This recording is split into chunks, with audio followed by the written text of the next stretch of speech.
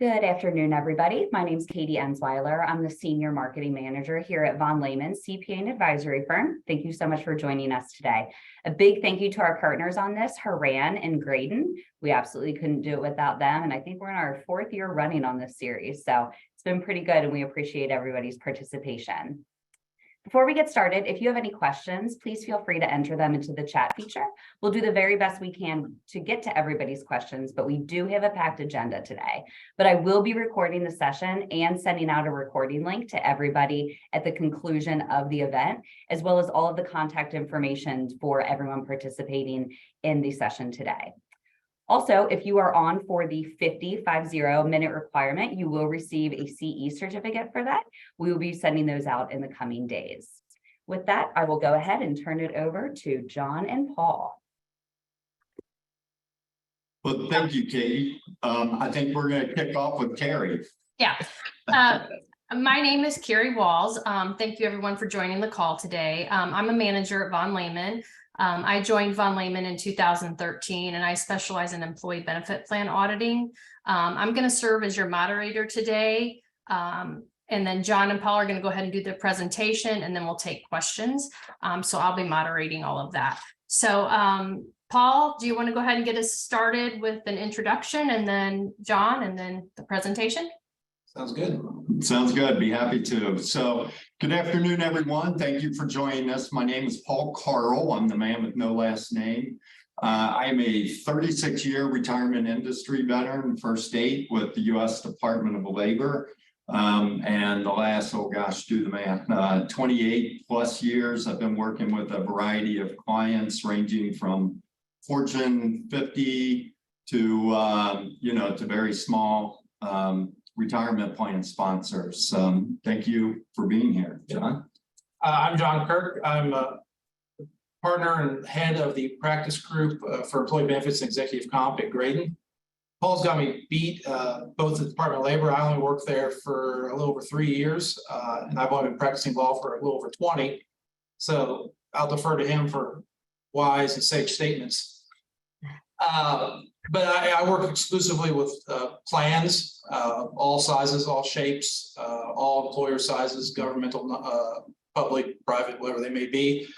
And so today we've seen a lot of changes in the Secure Act 2 years ago. Right. And so now we're Secure 2.0.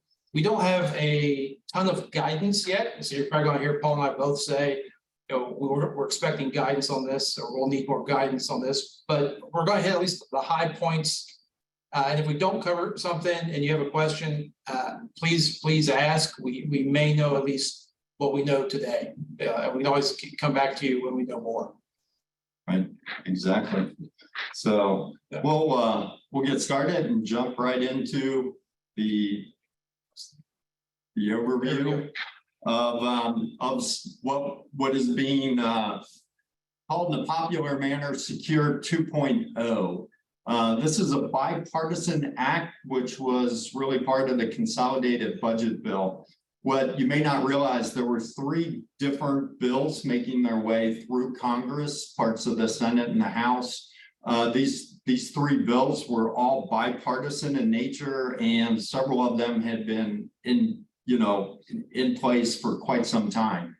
The law itself got passed on December 29th, 2022. That's an important date to remember. We'll try to highlight as much as possible as we go through the presentation, because a lot of this, takes effect immediately after the effective date, which I'm jumping down to that last bullet point.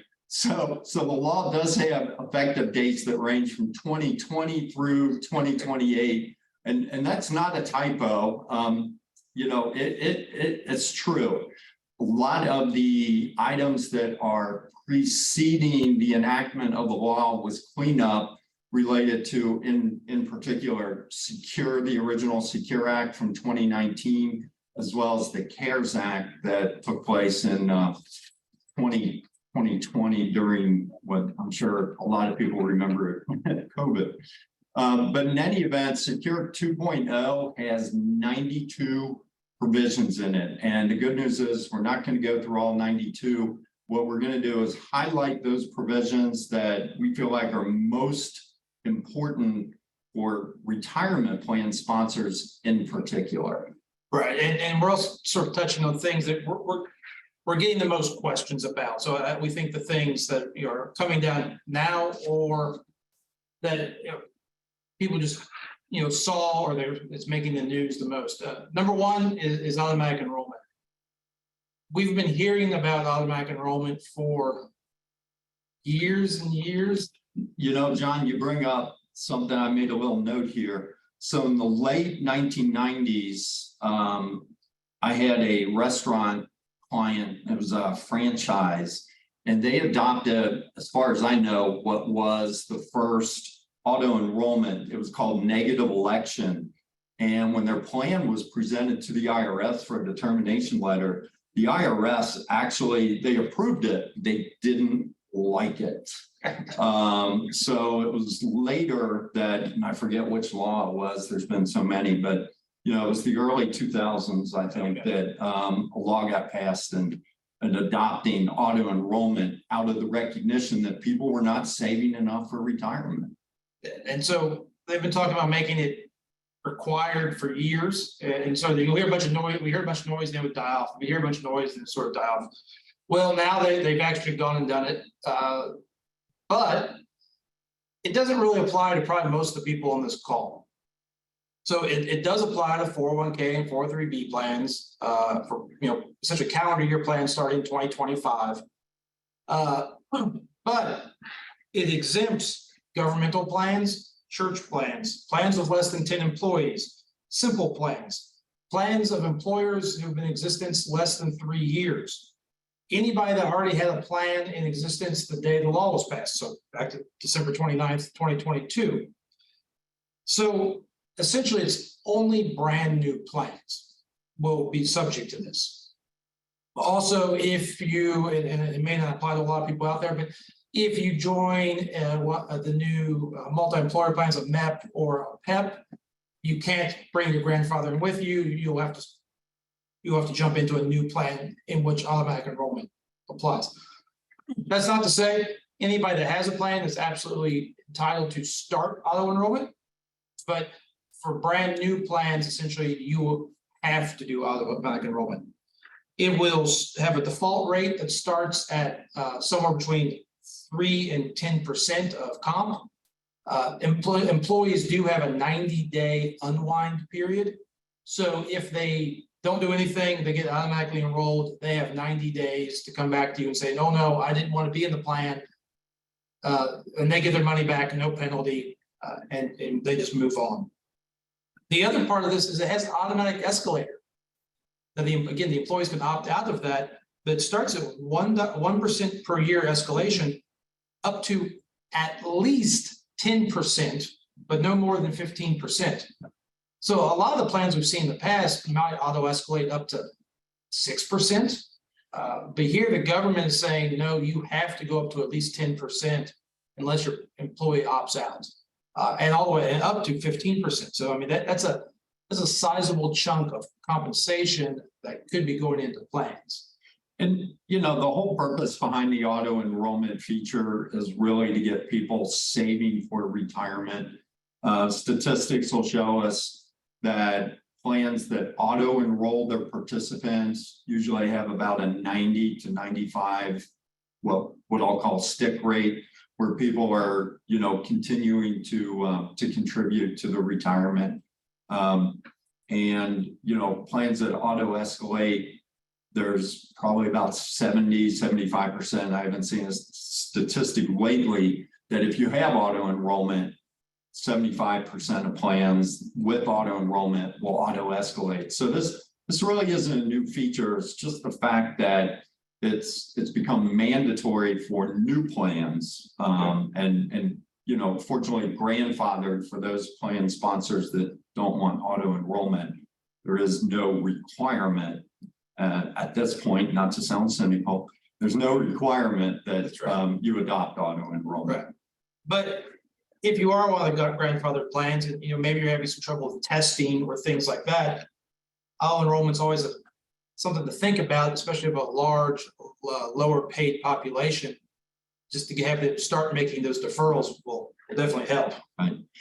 You know, one other item with this, and there's tax incentives that will be available to employers that create this new plan. And it's next quarter that Carrie and her team in particular will be presenting a lot of information on those tax incentives. So they decided, well, you have to enroll if you start a new plan, but we'll give you a tax break if you're a certain size for those new plans. So now, one of the more popular provisions, as if a lot of these aren't popular, is the fact that student loan payments will count more or less as a deferral, so to speak. Employers will be able to, beginning for plan years 2024, they will be able to adopt provisions where they can make a matching contribution to their 401k plan for any of their employees who are making qualified student loan payments. So in other words, if I like to use examples, if an employee is making $100,000 a year and making $10,000 a year in student loan payments, that comes out to roughly 10%.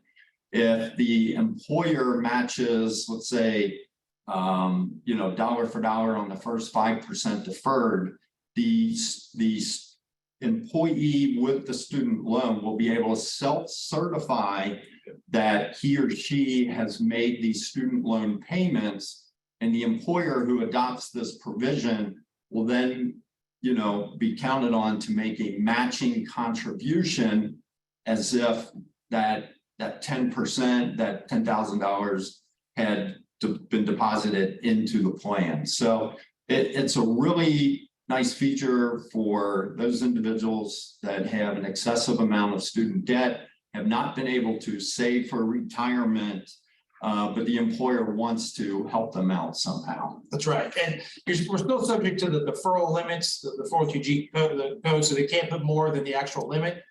But to Paul's point, a lot of these individuals, if they have large student debt, they aren't coming close to the deferral limit each year because all the money is going to student loans. So it's a way that they can, the employees can get some money put away for retirement while still making their student loan payments. And this one is very popular. One of the things we've seen just as working with plans, lots of companies are putting in student loan repayment plans under like tuition assistance plans, Right? And those are capped at $55,250 a year.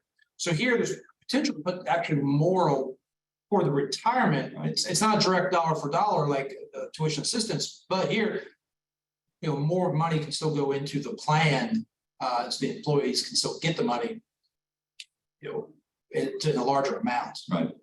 So, one of the items I had someone mention to me, this sounds too complicated to adopt.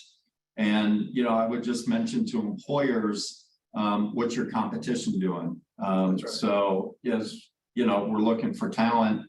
As everyone's looking for various talent, it could become a deciding factor. So it's something that when it's time, when it's truly available to adopt and implement, that I think you seriously consider. Well, and to Paul's point a minute ago, you do self-certify under this. So the administrative cost to the employer is, or at least administrative time is relatively low. You're not having to go out and investigate, do they have plans? How much are their student loans? How much are their student loan payments? They essentially sign a form that just says, I have student loans that are qualified and it's at this amount. And you, the employer, can rely on that. You won't be in trouble if it turns out to be false later. Right. Exactly. Also, I'm mentioning the last point. You all may not get into this, but for all our auditors on the call and for those that do it themselves, discrimination testing can be split. So you won't get in trouble if you gave more matching to one group than another because they gave student loan matches. We can split out the discrimination testing so you have failure testing because you're being generous to those who had student loans. Yeah. So, another item that was in Secure 2.0 is an incentives provision. So again, Secure 2.0 is really about promoting retirement savings, and employers, basically beginning with the effective date or after the effective date of December 29th, can provide de minimis financial incentives to encourage their employees to participate in a 401k plan. So these incentives cannot be paid for with planned assets. And what comes to mind in particular are gift cards, $25 gift cards, to a gas station or an online shopping service or something, just to encourage individuals, give them an immediate reward. Hey, save for retirement, and here's some extra incentive. Here's $20 at Starbucks. Right, exactly. Sort of like you do or maybe doing with your wellness plans on the health side these days. IRS doesn't really define de minimis. We know we can't give you straight cash, but we can give you gift cards, T-shirt, water bottle, something small. But generally they're talking, a gift card to whatever to enroll. So if you have open enrollment time for your plan and say, hey, anybody that enrolls online, we get confirmation, you get $20 to Amazon. So it'd be nice. So catch-ups, everyone's always, well, not everyone, but as you get closer to the age of catch-up, catch-ups start meaning more to you. And so they've done two things. One, for catch-ups for beginning next year, 2024, catch-ups for 401k, 403b, and governmental 457b plans. If you do a catch-up, but you make more than $145,000, it's indexed, those will start being treated as Roth contributions. So to the extent you make more than the indexed amount, currently $145,000, and you make a catch-up contribution to your plan, those will actually be treated as Roths. And we were talking amongst ourselves before it started, for those plans that don't have a Roth feature, I think now you may have to put a Roth feature in. And the question becomes, can we limit it to just catch-ups, or can we limit it to, very specialized, or is it all just Roth? The other thing they've done for everyone else that doesn't make $145,000, and even if they do, we've upped the catch-up limits. So beginning now in for plan year starting at 1/1/25, it's increased to the greater of $10,000 or 50% more than the prior year's regular catch-up for those who are 60, 61, 62, or 63 that year. Why they did it for just those 4 years, you'll have to ask the government. But normally catch-ups start earlier, but once you hit your 60, 61, 62, 63, you could put in a much larger amount. Right. And those amounts will also be indexed for inflation. You'll see the notes. If you happen to have a simple plan, it's a lower amount. But I think most people on this call probably have a traditional 401k or 403b plan. And just as a reminder for everyone, for 2023, the deferral amount for everyone is $22,500. For anyone 50 or older at any time during 2023, including on December 31st, 2023, last day of the year, whatever, it's $7,500. So a total of $30,000 for the 50 plus.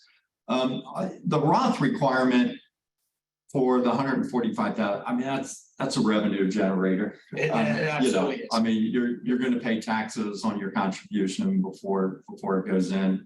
On the catch-up limit, I don't know those for sure, but my reaction is the limiting of the age is between 60 and 63 is also an indirect, not necessarily tax revenue generator, but to make sure that there's not an excessive amount of tax revenue that disappears, so to speak. So yeah, that's probably the case. But you can amend those plans, for those years, for those amounts.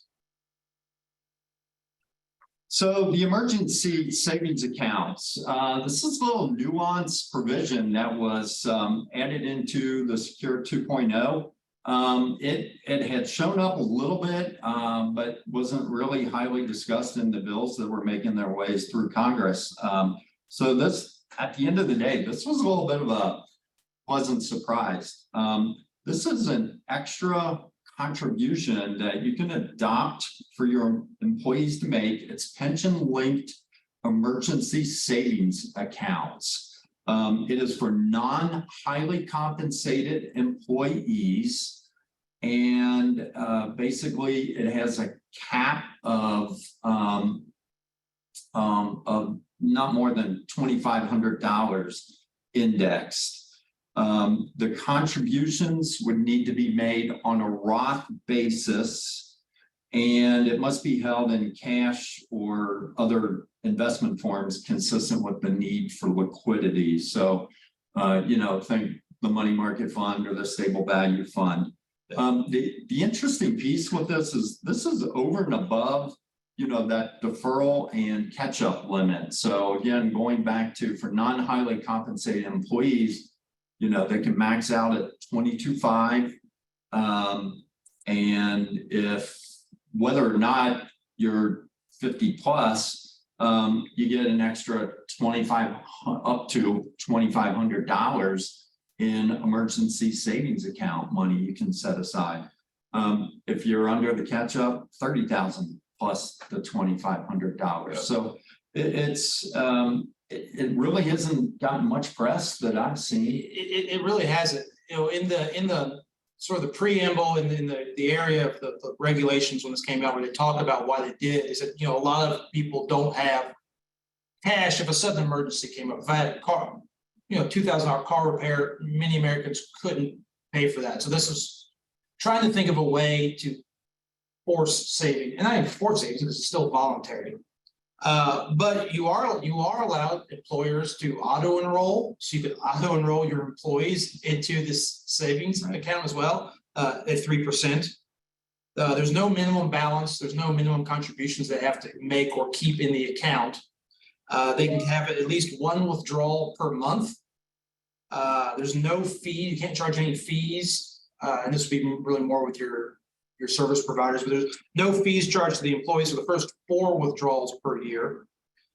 So it's like Paul says, it's a nice little amount for non-high comp employees to stick away a little bit more money, and money that can't be, it's going in as Roth, so it's not taxed when it comes out. It's held in cash or cash equivalents, so it's very liquid.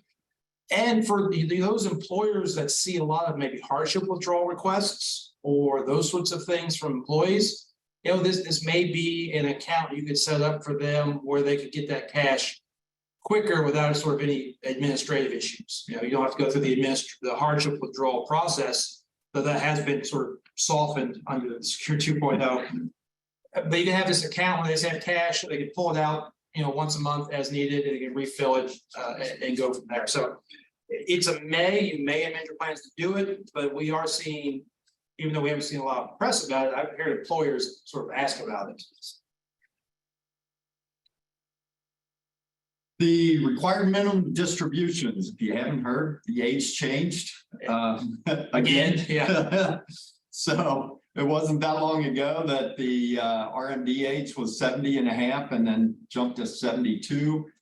Beginning January 1st, 2023, it is at the age of 73, and 10 years from now in 2033, the age increases to 75.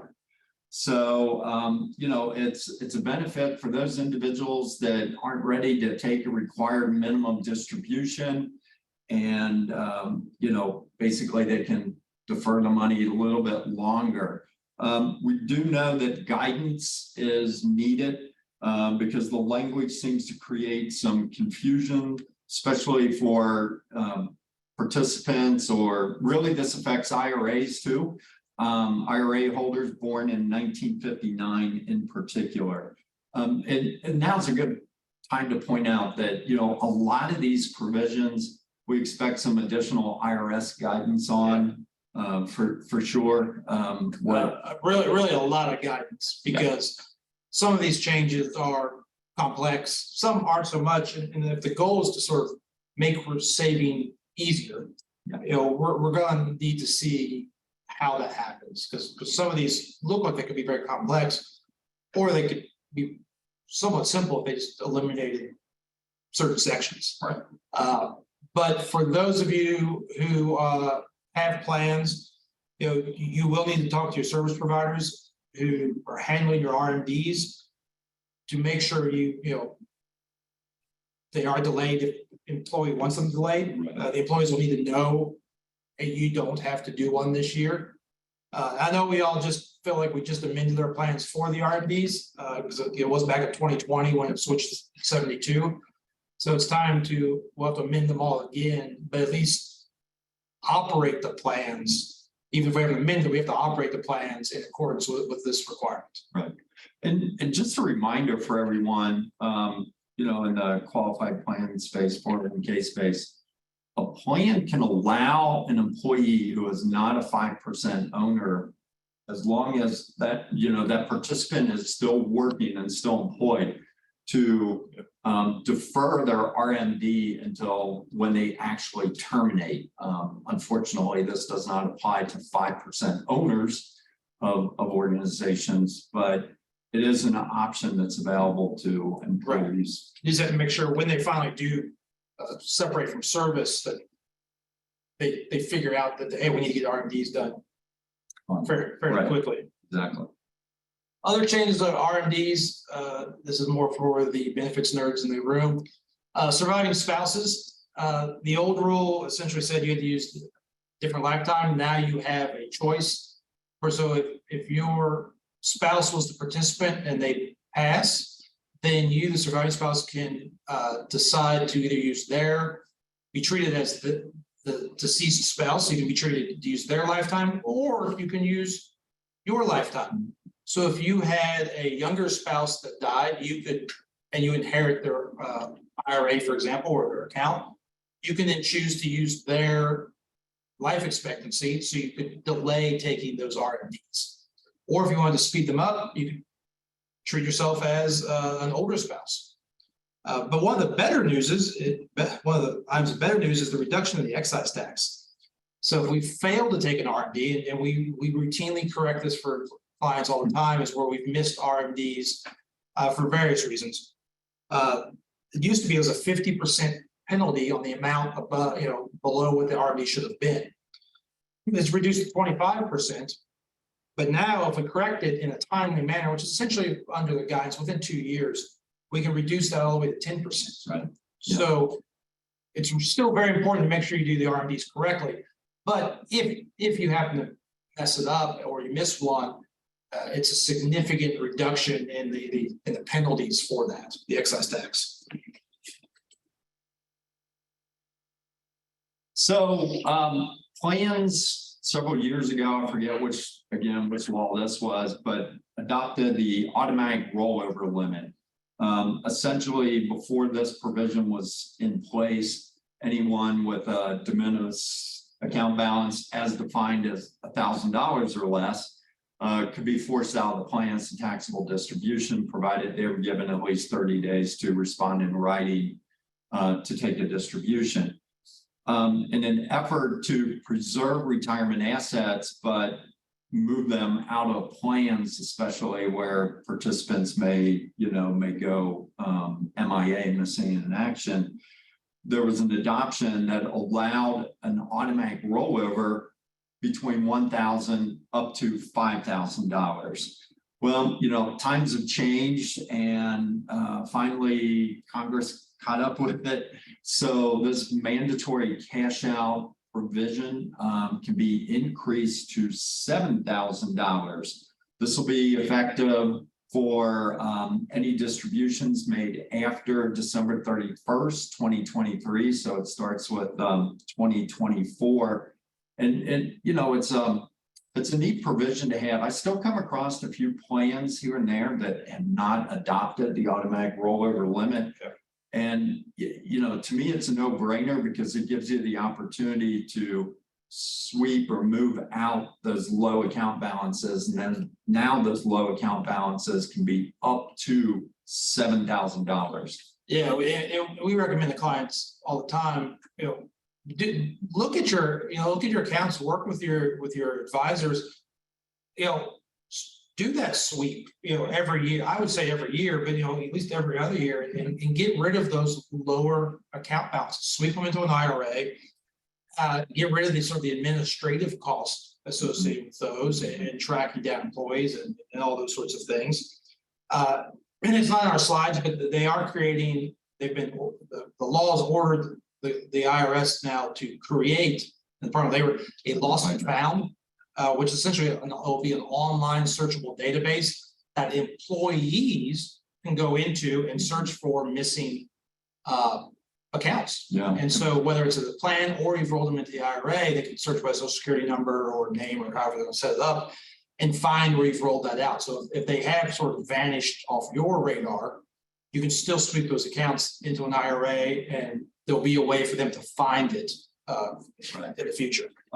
Yeah, what John is referring to, just going to warn you, it's probably going to take more reporting from employers and providers in order to fully, get that information to the Department of Labor. And John, do you remember the date? They've got to have that done by, I think, December 29th, 2025. So it's like two years from the date of enactment, or 3 years. I've heard, one of those. But it's a really odd date in the whole scheme of things. So it is, but you'd hope maybe like your IRA provider or your service provider will help with that reporting. Right. You would hope, but we'll see. Some new withdrawals. You can now take out the lesser of $10,000 or half of your account balance if you certify you experienced domestic abuse. It's a self-certification. You can take out up to $1,000 for unforeseeable or immediate financial needs. And for that one, that can be paid back within 3 years. If it's not paid back, you can only take one of those $1,000 distributions every 3 years. Also, if you have a terminal illness, and essentially you have a doctor, this one's on self-certification, you have a doctor certified you have a terminal illness, you can make penalty-free withdrawals from your account as well. And then again, this applies to 401k, 403b, government 457 plans. For hardships, I mentioned earlier, they made it a little easier. Before we had the safe harbor rules, and if they fell in the safe harbor, one of the safe harbor requirements, there's some easier reporting and certification requirements. Starting for plan years, starting on or after now. So starting, a month and a week ago, you can rely on employees' self-certifications. So as long as they're self-certifying, that's an event that falls within the safe harbor, right? Eviction, those sorts of things. You can rely 100% on their self-certification for that hardship. Right. So that those days of here's what they said. Do we have to approve this? Should we approve that? Now they sign the form, they self-certify. You can go ahead and approve it. So one of the items that I've read in particular with regard to the self-certification, and to John's point, you're allowing them to self-certify. Hey, this is legit, and you don't have any knowledge to otherwise. There might still be some IRS guidance on this provision, because what if you do know that the person is just outright lying, that they've not encountered a hardship that qualifies under the safe harbor. They safe certified that they need to withdraw for an eviction, and you've been to their apartment. Maybe there's So we're going to lose our home, and you're like, wait a minute, you live in a condo that you rent, but you say your mortgage is due. If it's something like that, there may be guidance that if you have actual knowledge, but that would be out of the guidance. At the very end there, we've had qualified birth adoption expense withdrawals for a while. starting now. They've actually put a timeline on how to pay those back. Before, there was no deadline to pay those back. They could just be repaid. Now it's 3 years. And if anyone's already received a withdrawal for a qualified birth or adoption expense, they need to be paid back by the end of 2025. So if you have people that made the withdrawals, you'll need to give them some notice that it needs to be paid back by the end of 25 if you're going to pay it back. Right. So, we've discussed quite a few of the 92 provisions, and yet we barely scratched the surface. And the interesting part is, a lot of these go into effect, have gone into effect, or will go into effect in the very near future. And as John just mentioned, we went through a whole plan amendment and restatement process not all that long ago. So one of the questions is, well, do I have to amend my plan in order to do this? Well, you can actually start operating the plan as if the retroactive amendment were already in place, but just know that there is an amendment deadline to meet Secure 2.0. It's the end of the first plan year that begins on or after January 1st, 2025. Of course, those governmental 457B plans as 2027, as well as frankly the union plans, the collective bargain plans have an extended date as well. Not to be cynical, but the cynical part of me says that time to amend will probably get kicked down the road a year or two. It depends on if IRS is ready to. The amendments for Secure 1.0 have been kicked back now several times. Yes, I was gonna say. So I can't imagine that they will get their act together fast enough to have these by 2025. Simply because we'll probably be waiting for more guidance on a lot of these items that we will need before we can even do the amendments. Right. So if you're terminating a plan between now and then, you may see sort of snap-on and very cursory amendments. But And we keep talking about, guidance from the IRS. Don't forget that providers, record keepers, administrators, payroll companies, for that matter, they got some significant system adjustments to undergo as well. Yeah, you can't just call your service provider and say, hey, we need to put a Roth in today. Yeah, there's a lot of things that need to be Roth match. plans need to be amended. Switches need to be flipped within the systems, testing, all kinds of things need to happen. So none of these are things we can do today if we decide to do it today. But they can, you can work with your teams or get them done. Right. Yeah. It's gonna. Reach out to your service providers, reach out to your financial advisor, which is what HORAN is, reach out to your ERISA counsel, which of course is what Graydon is. And frankly, the ERISA auditors, they're up to speed as well on this. So reach out to. If you do amend your plan, make sure you tell your auditor you amended it. And that's why you're doing something different than you did last time. Because those things raise questions. Exactly. So speaking of questions, yeah, Carrie, I think we got 20 minutes and. Yep. So thanks, guys. That was a lot of information.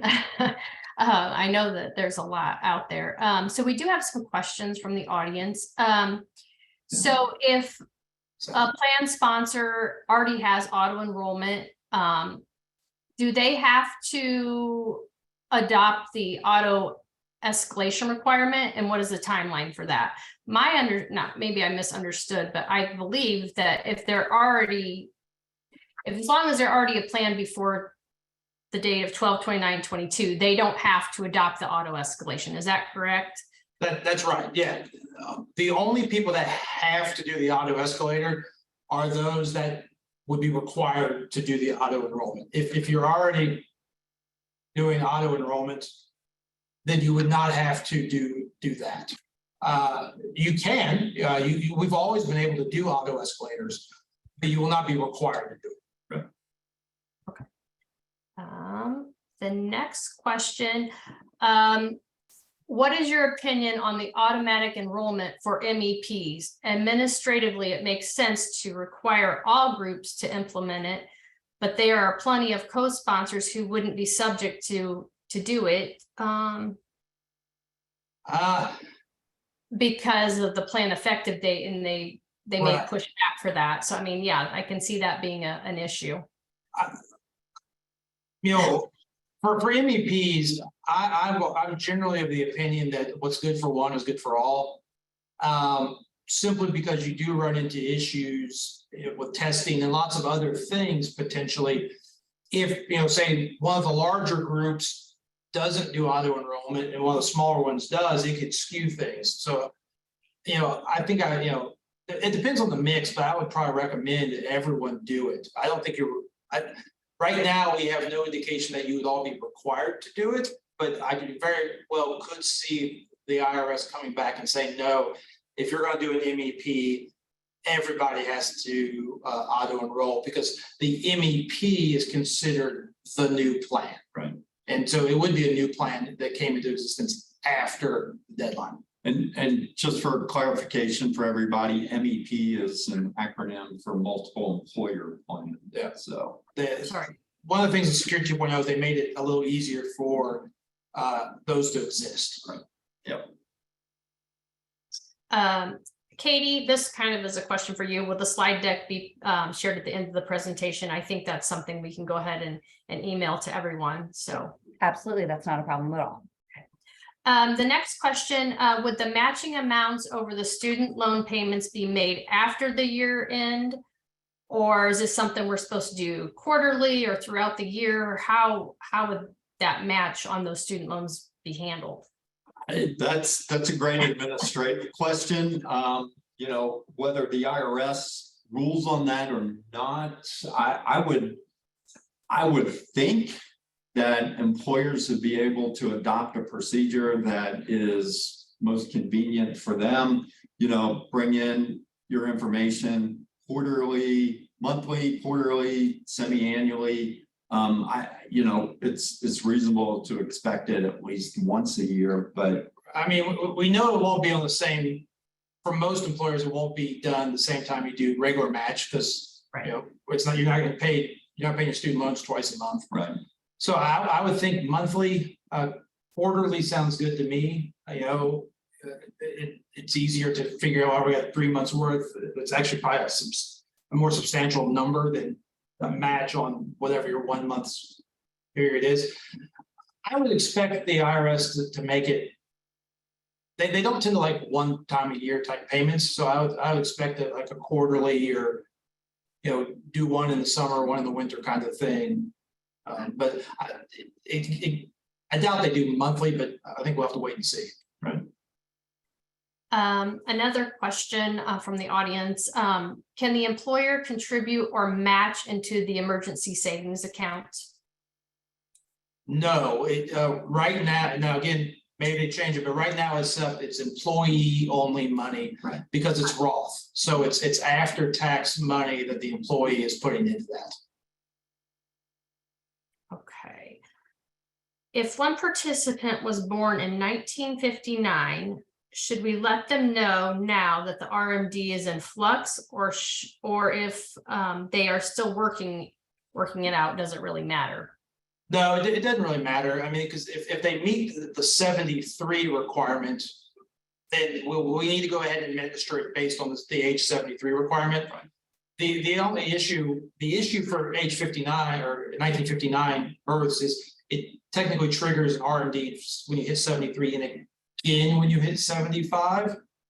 But if you've already triggered to 73, you may as well go ahead and take it. At most, you might be able to skip one later, but I would think the service will probably come back and say, no, it's when you hit the first one, when you hit the age 73, and you'll continue from there. Right. How do you propose those taking over, doing administrative TPA work for plans between now and 2025, gather information from the client on what they have done operationally to ensure their Secure 2.0 amendment is done correctly? I would, I'd say administratively sit down with the plan sponsor figure out what they want to adopt and implement and document. I mean, Yeah. you know, we both, as we mentioned, we both work for the Department of Labor, and, you know, document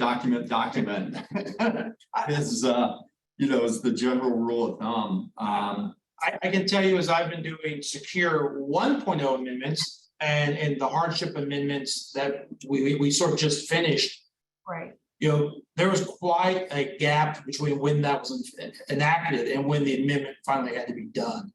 And I think the sooner you talk to your client, the better, because there was some issues where we had to sit down with the client and say, what did you do for this, you know, 3 years ago? And you're like, you know, we've had turnover. We don't even really know, you know, the plan doesn't really say, so they're digging through emails, they're looking for this. So I think, you know, talking to clients today and in the future is, to the extent they can document what they've done, even if it's in an email, and say, here's what we want to do, or here's what we did, you know, otherwise I think you will be digging for those answers, but, you know, do it as soon as you can and get at least get it in writing. You know, so everyone remembers when none of us, you know, remember working on this 6 years from now. Right. There's lots of good questions out here today. Good. On the student loan match, could the employer enforce or implement a last day requirement if they only match annually?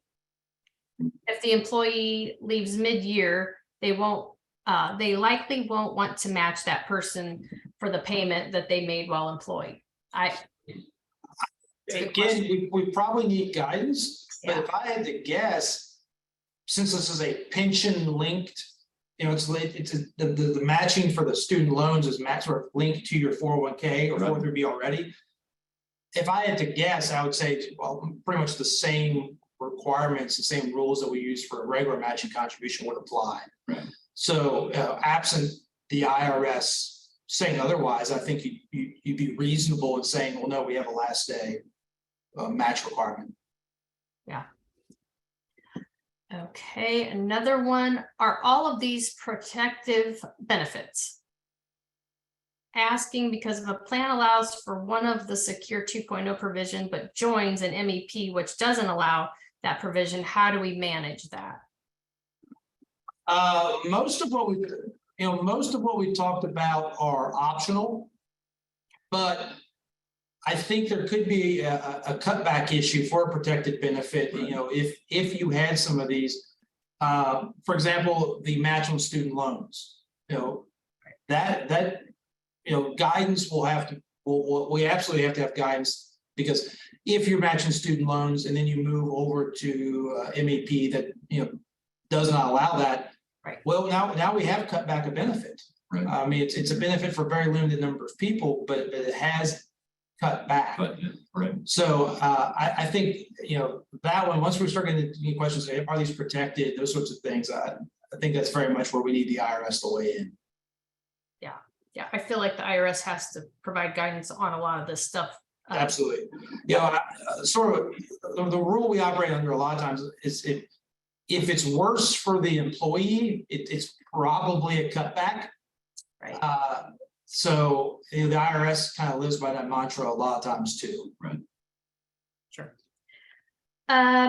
What is a long-time part-time employee, and what should employers be most watchful for? Well, the longtime part-time employee came about originally with Secure.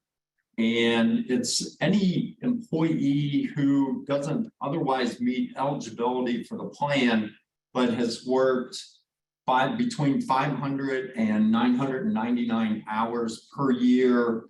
Originally consecutive years? Consecutive years. You then. Well, no, it's just 3 years. Just 3 years. Okay, Yeah. so 3 years.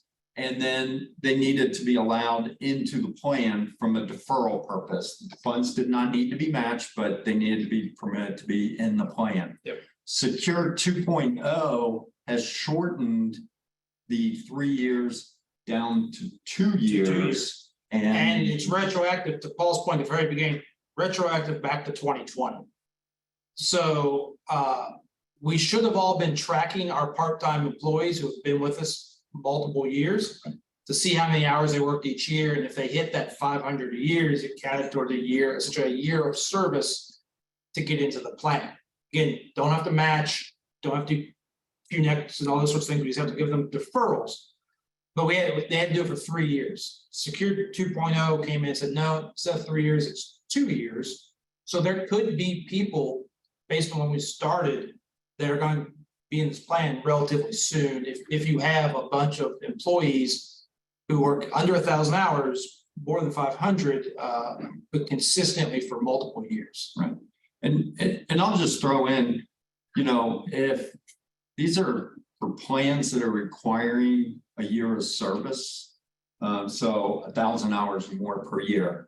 So many plans anymore, again, in fighting for talent, they have reduced their eligibility and entry requirements to, you know, in a lot of cases, not only below 1,000, but even below 500. So those types of employees are pretty much already going to be in the plan. So and we've got plans because of talent. So we can do all employees. You're 21. If you're over 21, yeah, and you work for us, you can make deferrals. Right. So, but if you're requiring a year of service, which is equal to 1,000 hours, this provision is going to affect you. I think we have time for one more question, and then we'll probably turn it over to Katie. Let's see. So,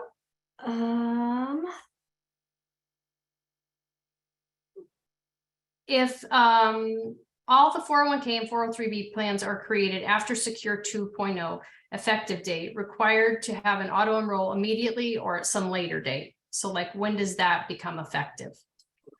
So it will depend. But if your company's brand new, this requirement doesn't apply until you've been in existence at least 3 years. If you're an existing company, you know, you've got a couple hundred employees, it will apply immediately after the effective date of this requirement. So if you start a new plan after the effective date, it will have to have the automatic enrollment provision in there. And from what we've heard from, at least for plans like we draft at the firm or from plan document providers, they're working now on sort of adding those provisions in for brand new plans. Right. Yeah. Most of the plan, well, most of the employers that we've talked to about this provision who are interested in starting a plan for the first time, they're just going ahead and putting auto enrollment and auto escalation in. I mean, it's just simpler from an administrative standpoint. That's right. And truthfully, they've got covered now. You know, before people were kind of worried about doing auto enrollment or escalators because they were worried employees may be upset. That's like, well, you know, we're required to. Sorry. One of the questions, John, that we received is if a company has been sponsoring a simple and they are now going to move to a 401k plan, do they have to adopt the auto enrollment and auto escalation, since their argument is they've had a plan in the past, but now it hasn't been a simple 401k, it's been funded through IRAs. I don't know the answer. My guess is they probably will have to do the auto enrollment. And the reason I say that is in the language of the law, it exempts simple plans from that requirement. So if they, you know, in the IRS's mind, a simple plan and a 401k are two different animals. And even though we're sort of really just moving money over to a different vehicle, my guess would be they'll say, well, yeah, it's a new vehicle. It is a new vehicle and it's a new 401k vehicle. And so you have to do the auto enrollment. But again, we may get some transition relief in the guidance that says, no, if you had a simple plan, you were exempt, and we'll go back to your original effective date. Right. Yeah. That's one of those we're just not sure. More to come. A lot of IRS guidance needed. Right. Well, I think that is all the questions that I had. Did you guys have any final thoughts you wanted to add before we sign off today? Yeah, I'll just share that, this Secure 2.0 is still unfolding. It is 92 provisions long.